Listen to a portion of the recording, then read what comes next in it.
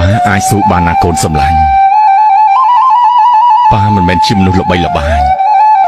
ឬមានឋានៈខ្ពង់ខ្ពស់ទេប៉ុន្តែប៉ាអាចស៊ូបានលះបង់បាន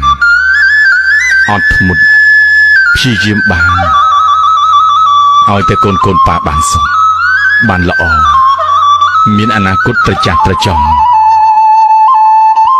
ប៉ាបានចំណាយជីវិតដើម្បីសុភមង្គលនៃគ្រួសារការលះបង់របស់ប៉ាគឺជាគន្លងផ្លូវដែលប៉ាធ្វើឲ្យកូនប៉ាអាចដើរទៅរកអនាគតបានប៉ាធ្វើការខ្លាំងជារៀងរាល់ថ្ងៃដើម្បីបំពេញតម្រូវការនៃគ្រួសារខណៈពេលដែលប៉ាមិនដែលបង្ហាញភាពនឿយហត់នឿយណាយឬការតក់ស្លុតសោះឡើយភាពអត់ធ្មត់ការប្រឈមមុខនឹងឧបសគ្គនិងការព្យាយាមរបស់ប៉ា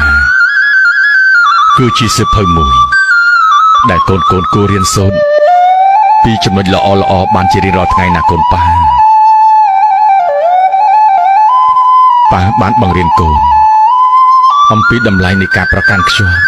លើក្តីស្រមៃការទទួលខុសត្រូវ